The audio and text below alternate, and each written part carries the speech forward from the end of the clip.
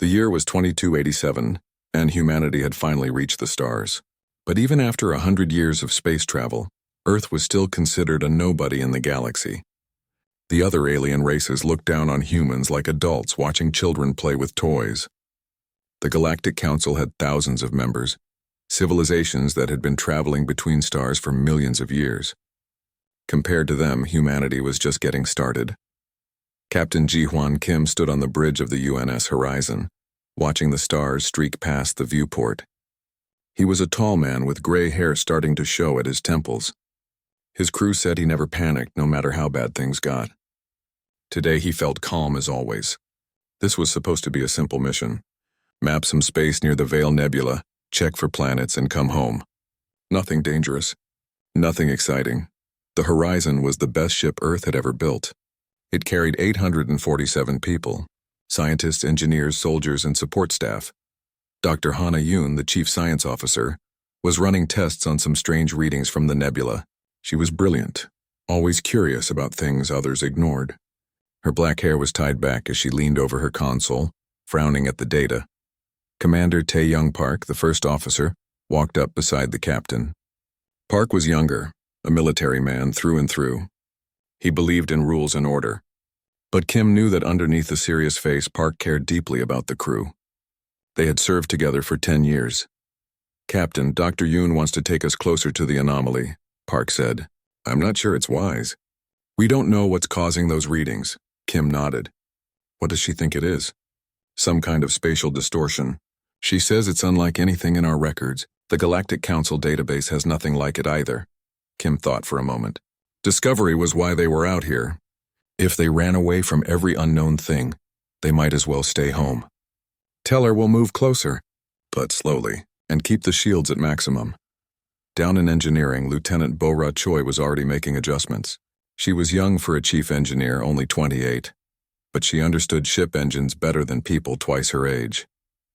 Her fingers flew across the controls, routing extra power to the shields. She had a bad feeling about this anomaly, but she trusted the captain's judgment. The Horizon moved forward carefully. The strange readings got stronger. Dr. Yoon's excitement grew with each passing minute. "Captain, this is incredible. The space here is folded somehow. It's like reality is bent into a shape that shouldn't exist." "Is it dangerous?" Kim asked. "I don't think so. The energy levels are stable. It's just there, like a hole in space, but not a black hole. Something else entirely." Ensign Minji Kang, the youngest officer on the bridge, suddenly spoke up from her communication station.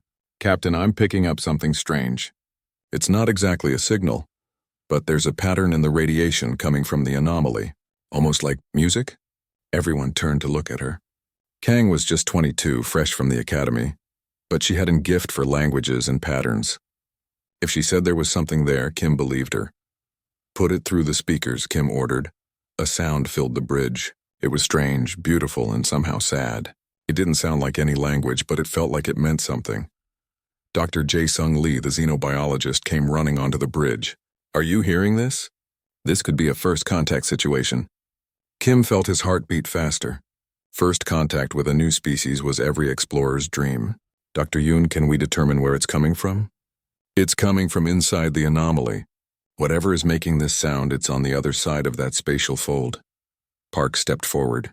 "Captain, we should report this to Earth Command and wait for instructions." Kim knew Park was right. That was the safe choice, but something in that sound called to him. How long would it take for a message to reach Earth and get a response?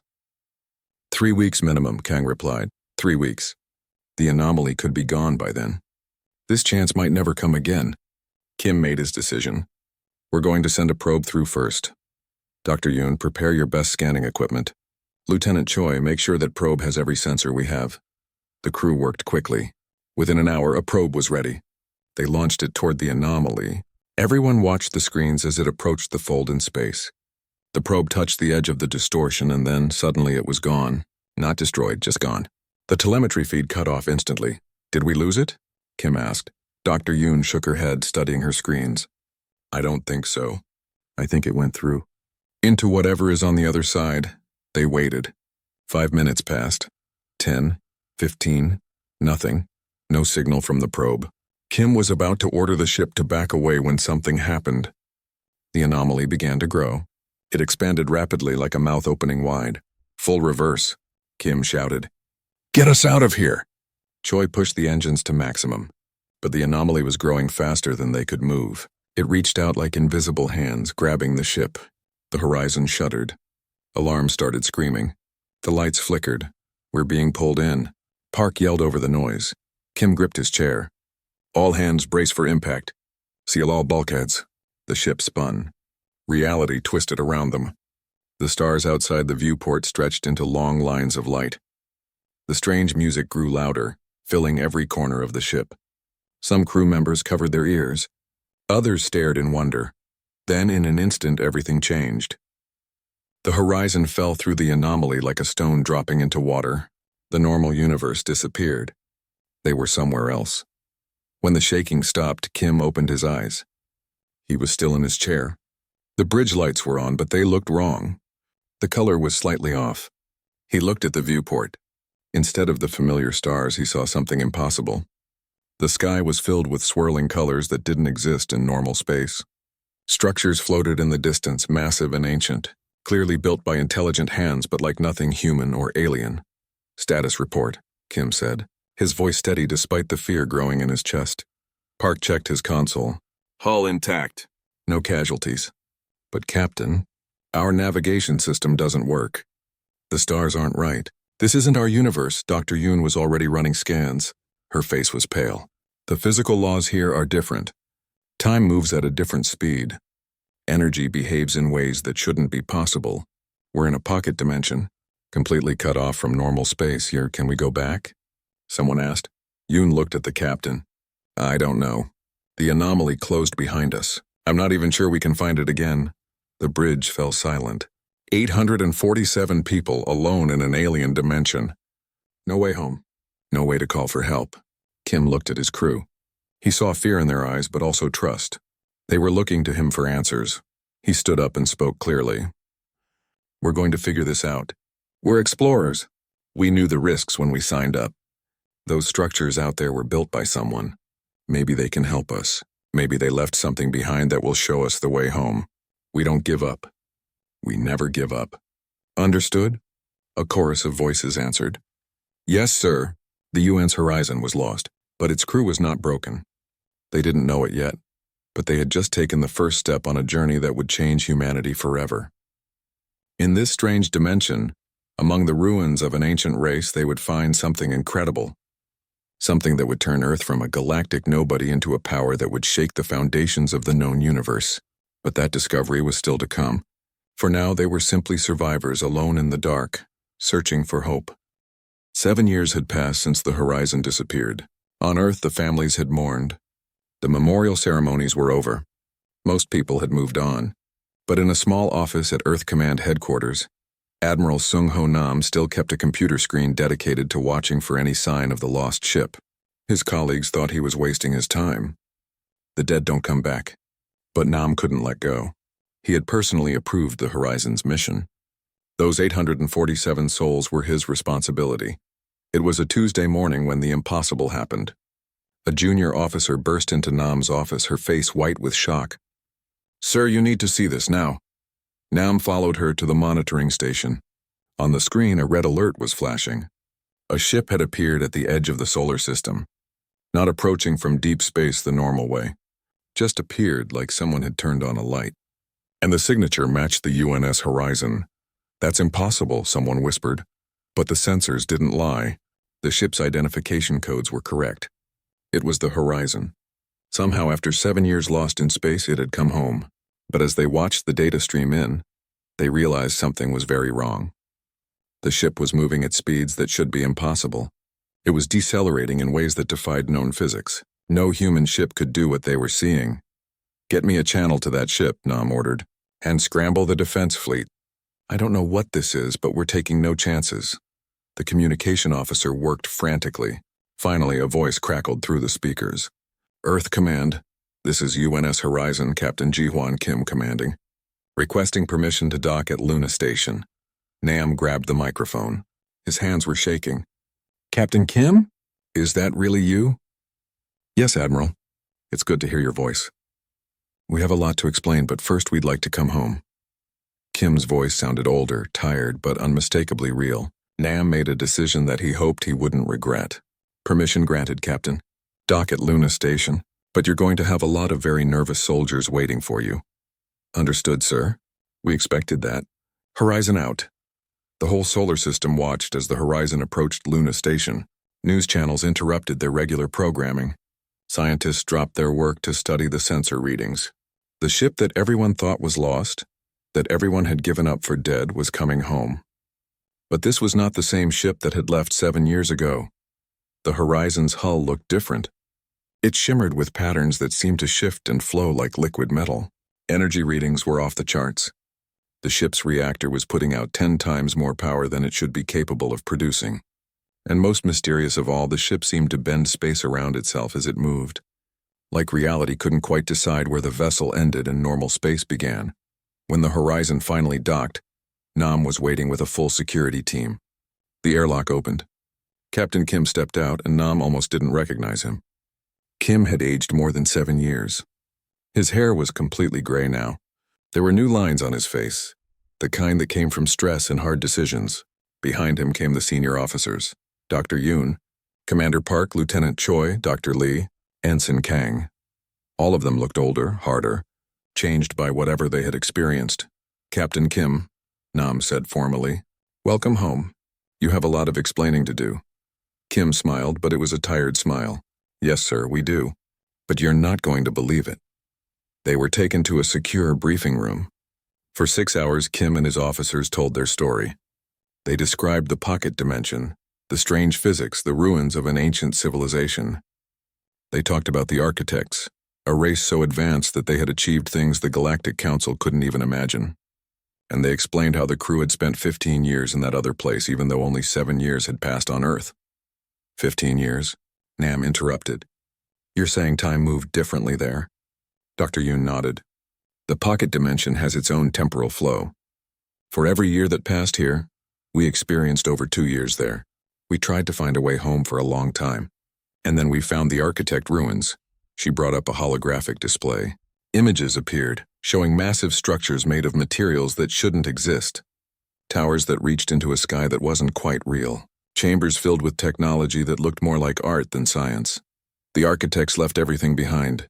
Yoon continued. Their entire knowledge base. Millions of years of advancement. They left it all in data archives that we could access. It took us years to understand even the basics, but eventually we learned. Lieutenant Choi spoke up. We started integrating their technology into the Horizon. At first, just small things. Better power generation, improved engines. But the more we learned, the more we realized how far beyond us they were. The architects had solved problems we didn't even know existed. "Show them," Kim said quietly. Choi nodded. She tapped a control on her wrist device. The lights in the room dimmed.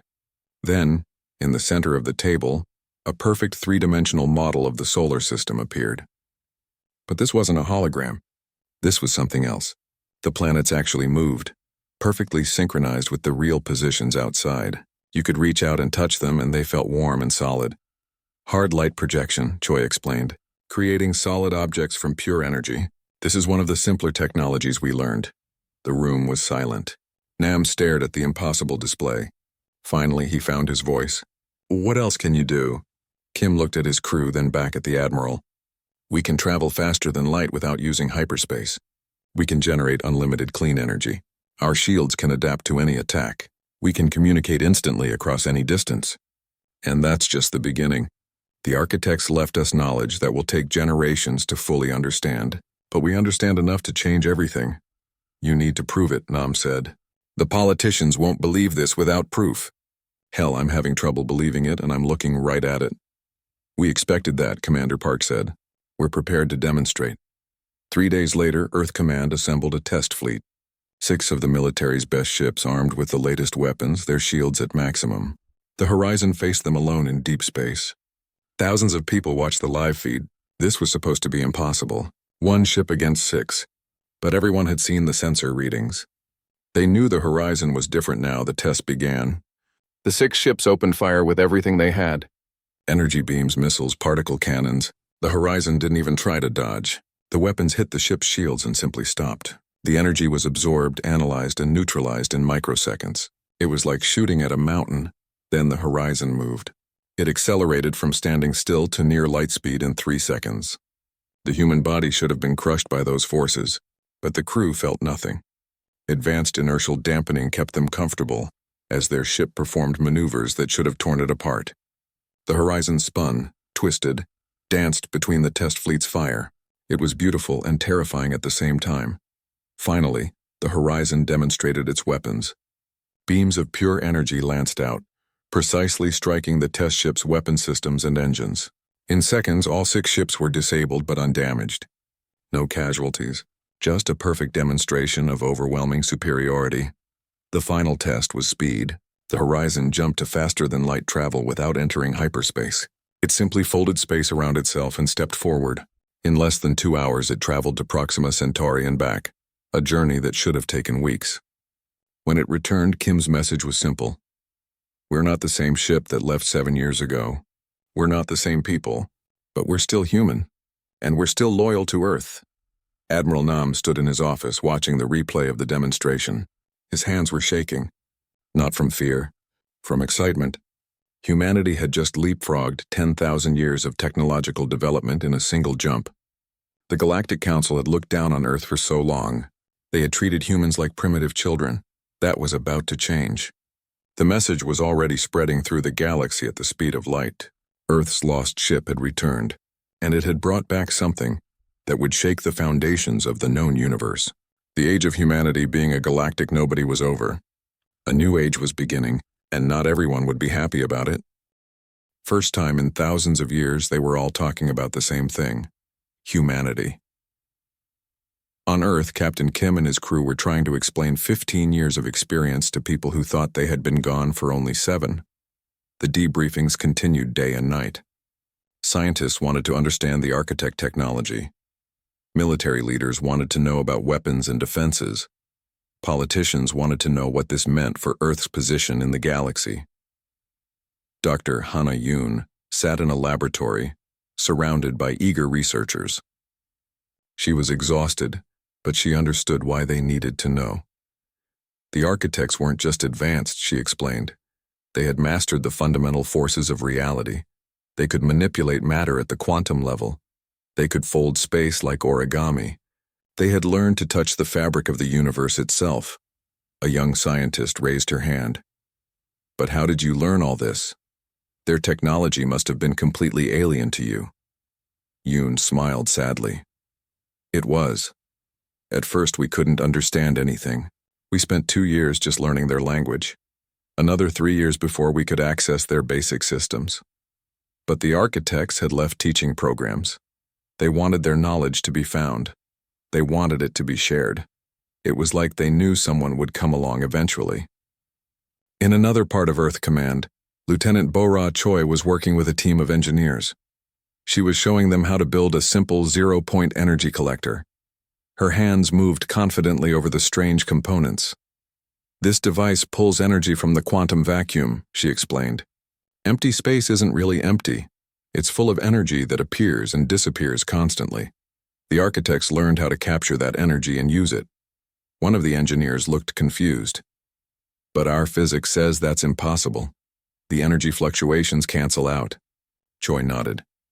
That's what we thought too. But the architects found a way around that limitation. They could stabilize the fluctuations long enough to extract useful energy. Once you understand the math, it makes sense. But understanding the math took us 5 years. The device activated. A soft blue glow filled the room. Power readings spiked. The engineers stared in amazement. Unlimited clean energy from nothing but empty space. It was beautiful and terrifying. Commander Tae-Young Park was in a different kind of meeting. The military leaders wanted to know about weapons. Park understood their concern, but he also understood something more important. The architect technology can be weaponized, he admitted. But it was designed for creation, not destruction. Their most powerful weapons were actually defensive. Shields that could adapt to any attack. Systems that could disable enemy weapons without harming the crew. But could we build offensive weapons if we needed to? A general asked. Park was quiet for a moment. Yes, we could build weapons that would make our current arsenal look like stone knives. But the architects left warnings in their data. They showed us what happened to civilizations that focused only on war. They destroyed themselves. Every single one. The room fell silent. That warning hung in the air like a dark cloud. Power without wisdom was suicide. The question was whether humanity had the wisdom to handle what they had found. Dr. Jae-Sung Lee was making a different kind of discovery. He had been studying the crew members, running medical tests. What he found worried him. Admiral Nam, we need to talk about the crew. Something happened to them in the pocket dimension. Nam looked up from his reports. What do you mean? Lee pulled up brain scans on the display. Their neural patterns have changed. Not damaged, but evolved. They process information faster now. Their memory retention is enhanced. It's like their brains have been upgraded. I think it happened gradually, from constant exposure to the architect, technology and the strange physics of that dimension. Are they still human? Yes, completely. They're just better at being human now. Ensign Kang, for example, can interface with architect systems almost telepathically. Lieutenant Choi can see patterns in quantum mechanics that our best physicists miss. They haven't become something else, they've become something more. This news spread quickly through Earth Command. Some people were excited.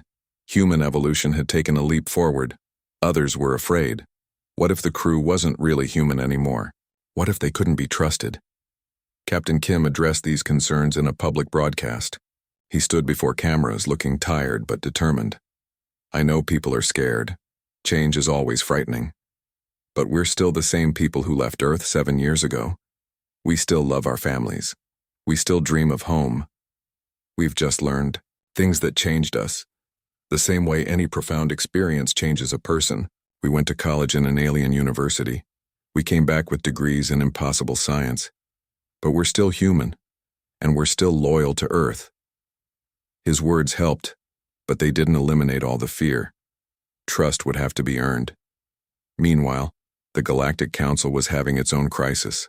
For thousands of years, they had been the supreme authority in known space. Now, a species they had dismissed as primitive had technology that made their own look ancient. The Council's first response was predictable. They sent a formal demand to Earth. All architect technology must be shared with the Council immediately. Earth must submit to Council oversight. They claimed this was for galactic security and stability. In reality, they were terrified. Admiral Nam called his senior staff to discuss the demand. Captain Kim, Dr. Yoon, Commander Park, Lieutenant Choi, Dr. Lee, and Ensign Kang sat around the table. What do we tell them? Nam asked. Park spoke first. We should cooperate. We're still weak compared to the entire Council. If they unite against us, we could face war. Kim shook his head. With respect, Commander, I disagree. When we were lost, when we needed help, the Council did nothing. They offered sympathy, but no action. We were beneath their notice. Now they want what we earned through 15 years of hard work and sacrifice? I don't think so. Yoon added. There's another issue. The architects left warnings in their data. They specifically warned against sharing advanced technology with civilizations that aren't ready for it. The Council includes some very aggressive species. If they got hold of architect weapons technology without understanding the responsibility that comes with it, the results could be catastrophic. Kang, the youngest member of the group, spoke up nervously. What if we shared some technology but kept the most dangerous things secret? Kim smiled at her. That's actually a good idea. But we need to be smart about it. We share technology that helps everyone. Medical advances, clean energy, better agriculture, things that make life better. But weapons, dimensional travel, reality manipulation, those stay secret until we're sure the galaxy is ready. Nam considered this. The Council won't like it. They'll see it as an insult. Then let them be insulted, Kim said firmly. We spent 15 years earning this knowledge. We lost crew members in accidents while learning to use architect systems. We nearly gave up hope 100 times. This isn't just technology. It's a legacy that was left for someone worthy enough to find it and wise enough to use it properly. We don't owe the Council anything. The decision was made. Earth would refuse the Council's demand. They would share beneficial technology freely, but keep the more dangerous secrets safe. It was a bold choice, a risky choice, and it would have consequences that no one could predict. The response was sent to the Council. The answer was clear and firm. No. Earth would not submit. Earth would not hand over everything they had found. The age of treating humanity like children was over. Earth was an adult now, and adults made their own decisions. The Council received Earth's message with shock and anger. For the first time in recorded history, a minor species had defied them. Some Council members called for sanctions. Others suggested military action. A few, the wisest ones, wondered if maybe humanity was right. Maybe the old ways needed to change, but those voices were drowned out by the sound of outrage. The galaxy was about to become a much more dangerous place, and Earth was right in the center of the storm. The galactic upheaval, the Krovar Empire, had ruled a significant portion of the galaxy for 3,000 years. They were warriors, proud and aggressive. They had built their power through conquest and intimidation. When the Krovar heard about Earth's refusal to share architect technology with the Council, they saw it as an opportunity. If humanity was foolish enough to defy the Council, the Krovar would take what they wanted by force. Admiral Vecnor, commander of the Krovar Third Fleet, gathered his ships. 200 warships, each one capable of destroying a planet. The fleet represented centuries of military development. Vecnor was confident. Humans were primitives who had gotten lucky. Their technology might be advanced, but they lacked experience. They had never faced a real military power. The Krovar would crush them, take their technology, and remind the galaxy who truly held power. The Krovar fleet arrived at Earth without warning. They appeared at the edge of the solar system, weapons armed, shields raised. Vecnor sent a simple message. Surrender your architect technology now, or we will take it from the ruins of your planet. Earth Command went into emergency mode. Admiral Nam contacted Captain Kim immediately. The Krovar are here. 200 ships. They're demanding we surrender. Kim was on the horizon, which was docked at Luna Station. Give me 10 minutes to get the crew ready. We'll handle this. Nam felt his stomach twist. Captain, that's 200 warships. The Krovar are the most dangerous military force in the galaxy. You can't face them alone. Admiral, trust me. We didn't spend 15 years learning architect technology just to be bullied by the first aggressive species that shows up. Let me do this, and make sure everyone is recording. The galaxy needs to see what happens when someone threatens Earth. The horizon undocked and moved toward the Krovar fleet. 1 ship against 200. It looked like suicide. Across Earth, people watched in fear and hope. In homes, in bars, in public squares, everyone was glued to screens showing the feed from the horizon's external cameras. On the horizon's bridge, the crew worked calmly. They had been through worse. Commander Park coordinated shields and weapons. Lieutenant Choi monitored the engines. Dr. Yoon analyzed the Krovar ship's energy signatures. Ensign Kang kept communication channels open. Dr. Lee stood ready with damage control teams, though he suspected they wouldn't be needed. Captain Kim opened a channel to the Krovar flagship. Admiral Vecnor, this is Captain Ji-Hwan Kim of the UNS Horizon. You have entered our solar system with hostile intent. I'm giving you 1 chance to leave peacefully. Vecnor's laughter echoed through the channel. 1 ship? You send 1 ship to face the might of the Krovar Empire. Your arrogance will be your end, human. We will destroy your vessel, and then we will take your planet. Your choice is simple. Surrender now or die. Kim sighed. I tried. Remember, you were warned. He closed the channel and looked at his crew. Defensive posture only. Disable their ships, don't destroy them. We're not murderers. The Krovar fleet opened fire. Energy weapons, missiles, plasma torpedoes. Everything they had. The combined firepower could have vaporized a moon. The horizon didn't move. The attacks hit the ship's shields and simply stopped. The adaptive shields analyzed each weapon in microseconds, learning and adjusting. The attacks became weaker with each second, until they were completely ineffective. On the Krovar flagship, Vecnor stared at his screens in disbelief. Impossible. No shield can withstand that much firepower. His tactical officer's voice shook. Admiral, their shields are adapting. They're learning from our attacks. It's like they're alive. The horizon began to move. It accelerated to impossible speeds, weaving through the Krovar fleet like a dancer. The human ship moved in ways that should have torn it apart, making turns at full velocity that defied physics. Precision beams lanced out from the horizon, each one carefully targeted. The beams struck Krovar ship's weapons and engines, disabling them without causing casualties. In 3 minutes, it was over. 200 Krovar warships floated helplessly in space, their weapons offline, their engines dead, but their crews unharmed. The horizon had disabled an entire fleet without destroying a single ship or killing a single person. Kim opened the channel again. "Admiral Vecnor, your ships are disabled but intact. Your crews are unharmed. This is a courtesy we are extending once. If you or any other hostile force approaches Earth again, we will not be so gentle. Now I'm going to restore your engine so you can limp home. Use the journey to think about what happened here today and spread the word. Earth is not defenseless anymore." With precise control, the Horizon systems reactivated the engines on the Krovar ships, giving them just enough power to travel home slowly. Vecnor said nothing. What could he say? His entire fleet had been defeated in 3 minutes by a single ship. The shame would follow him for the rest of his life. The recording of the battle spread across the galaxy faster than light. Every species saw what happened. The mighty Krovar Empire humiliated by a human ship. The implications were staggering. If Earth could do that to the Krovar, what could they do to other species? The Galactic Council called another emergency session. This time the tone was different. Fear replaced arrogance. Some council members suggested immediate military action against Earth. Others argued for diplomacy. A few wise voices suggested that maybe the old order was finished, and it was time to accept a new reality. But it wasn't just the council that was affected.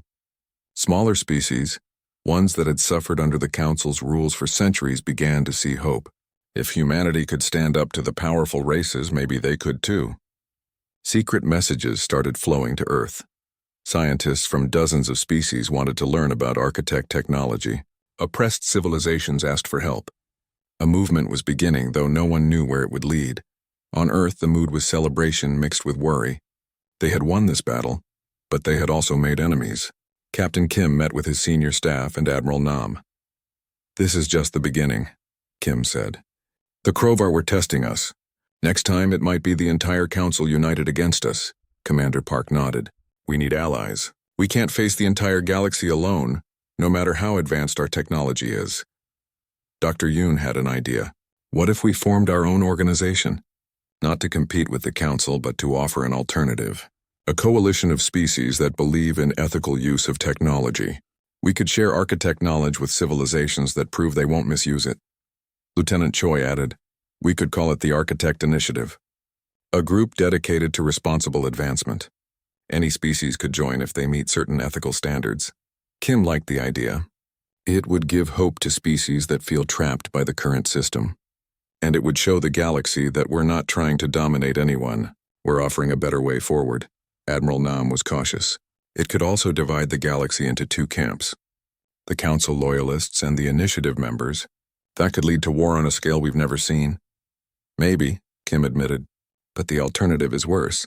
We either share this knowledge responsibly, or we hoard it and become exactly the kind of power we don't want to be. The architects left warnings about civilizations that became tyrannical. I don't want humanity to follow that path. The decision was made. Earth would announce the formation of the Architect Initiative. Any species could apply to join, but they would have to prove their ethical commitment. Tests would be developed based on the architect's own standards. Technology would be shared, but only with those ready to use it wisely. The announcement shocked the galaxy. Within days, hundreds of species applied to join the initiative. Most were small civilizations tired of being pushed around by the Council's major powers. But a few larger species also applied, ones that saw the benefit of this new approach. The Galactic Council fractured. Progressive members broke away to join or support the initiative. Conservative members became more extreme, viewing the initiative as an existential threat. The middle ground collapsed. The galaxy was dividing into 2 camps and tension was rising. On the horizon, Captain Kim stood at the viewport, looking out at Earth below. His ship had changed. His crew had changed. He had changed. But the core of who they were remained the same. They were explorers, dreamers, people who believed in doing the right thing even when it was hard. The galaxy was entering a new age, an age of upheaval and possibility, and humanity, once dismissed as primitive and irrelevant, was leading the way. Kim smiled. The adventure was just beginning. The Architect Initiative grew faster than anyone expected. Within 6 months, 47 species had joined. Within a year, that number reached 112. Each new member brought hope that a better future was possible. But the old Galactic Council was not going to give up power easily. Conservative factions within the Council saw the initiative as a threat to everything they had built over thousands of years. Commander Tae-Young Park led the second expedition back to the Pocket Dimension. This time the crew was international and multi-species. Humans worked alongside aliens who had joined the initiative. Scientists from a dozen civilizations hoped to learn more about the architects and perhaps find additional knowledge. Park was nervous but excited. Returning to that strange place felt like coming home in a way he couldn't quite explain. When they entered the Pocket Dimension, everything looked the same as before. The swirling colors in the sky. The massive ancient structures. But this time something was different. The ruins weren't empty anymore. A presence filled the space, ancient and powerful but not threatening. It felt like being watched by a benevolent parent. Dr. Hana-Yoon, who had joined the expedition, felt it first. Her enhanced neural patterns developed during the first visit resonated with something in the dimension. "They're here," she whispered. The architects. They didn't vanish. They evolved. The presence communicated not through words but through feelings and images that appeared directly in their minds. The architects had transcended physical form millions of years ago, becoming beings of pure energy. They existed across dimensions, observing countless civilizations. Most species they watched failed when given access to advanced technology. Fear, greed, and pride led them to destruction. But humanity had done something different. The architects showed them visions of other species, brilliant civilizations that discovered powerful technology and immediately used it to conquer their neighbors, advanced races that hoarded knowledge to maintain dominance, peaceful societies that became paranoid and isolated when they gained power. Every scenario ended the same way, self-destruction. But humanity had chosen differently. When given overwhelming power, they shared it. When threatened, they defended themselves without becoming cruel. When faced with the choice between domination and cooperation, they chose cooperation. This was what the architects had been waiting for across millions of years, a species worthy of their legacy. The architects offered humanity something incredible, not just technology, but guidance. They would teach humanity how to navigate the challenges of advanced civilization, how to use power without becoming corrupted by it, how to uplift other species without controlling them. It was an opportunity beyond anything the crew had imagined. Park accepted on behalf of humanity and the initiative. The architects began sharing knowledge that made their previous gifts look simple. Lieutenant Bo-Ra Choi learned to build propulsion systems that could cross the galaxy in minutes. Ensign Minji Kang developed a universal translation system that worked on thought itself, allowing perfect communication between any minds. Dr. Jae Sung Lee discovered biological regeneration technology that could extend lifespans by centuries and heal injuries that were previously fatal. While the second expedition was making these discoveries, the situation in normal space was deteriorating. The hardline faction of the Galactic Council had made a decision. They would not tolerate the Architect Initiative's existence. If they couldn't control humanity's technology, they would eliminate it. 12 major council species formed an alliance and gathered their fleets. Thousands of warships representing the combined military might of civilizations that had ruled the galaxy for ages. The Armada approached Earth with one goal: total conquest. They would destroy the initiative, take control of Earth, and seize all architect technology. It was the largest military operation in recorded galactic history. The Council fleet expected victory. They had numbers. They had experience. They had the confidence of those who had never truly been challenged. But the initiative was ready. Captain Ji-Hwan Kim commanded the defense. The horizon had been joined by dozens of initiative ships, each one equipped with architect technology. More importantly, humanity had allies now. Species that had been oppressed for centuries saw this as their chance to break free from Council dominance. When the Council Armada arrived at Earth, they found a fleet waiting for them. Not just human ships, but vessels from across the galaxy. united not by fear or obligation, but by hope for something better. Kim opened a channel to the Council Fleet Commander. You don't have to do this. We're not your enemies. We're offering a path forward for everyone. There's no need for war. The Council Commander was dismissive. The old order will not fall to upstart primitives and their rebellious followers. Surrender now or be destroyed. Kim felt sadness, not anger. So be it. But know that we will not destroy you. We will show you a better way, even if you refuse to see it now. The battle began. The Council fleet had thousands of ships. The Initiative fleet had hundreds. But the technology gap was insurmountable. Architect-enhanced vessels moved through space like thoughts, appearing and disappearing using dimensional fold drives. Their shields adapted instantly to any attack. Their weapons struck with perfect precision, disabling enemy ships without causing casualties. The Council threw everything they had at the Initiative fleet: planet-killer weapons, quantum torpedoes, reality distortion cannons. Nothing worked. The Initiative ships simply absorbed or avoided the attacks, and when they struck back, they did so with restraint. Weapon systems disabled, engines shut down, crews left unharmed. It was the same lesson the Crovar had learned, now applied to the entire Council armada. Within hours it was over. Thousands of Council warships floated helplessly in space. Not one had been destroyed. Not one crew member had been killed. The Initiative had demonstrated overwhelming power combined with perfect restraint. It was a message the galaxy would never forget. Kim reopened the channel to the Council Commander. Your fleet is disabled. Your crews are safe. Now you have a choice. You can continue to cling to the old ways of domination and control, or you can join us in building something better. A galaxy where power is shared, where knowledge uplifts everyone, where cooperation replaces conquest. The choice is yours. The Council Commander was silent for a long time. Finally he spoke, and his voice was different now. Not arrogant, but thoughtful. What would this new order look like? Equal voices for all species. Democratic decision-making. Technology shared based on readiness and wisdom, not on military power. Support for struggling civilizations instead of exploitation. It won't be perfect, but it will be better than what we have now. Over the following months, the Galactic Council dissolved itself. In its place rose a new organization, built on the principles of the Architect Initiative. Not every species joined immediately. Some remained suspicious. Others needed time to adapt. But the majority saw the writing on the wall. The old order was finished. A new age had begun, years passed. Captain Kim stood on the bridge of the UNS Architect, a ship built entirely with Architect principles and Architect guidance. His original crew had scattered across the galaxy, but they stayed in touch. Dr. Yoon headed the Initiative's Central Research Division, coordinating scientific advancement across hundreds of species. Commander Park commanded the peacekeeping fleet, ensuring that conflicts were resolved without violence.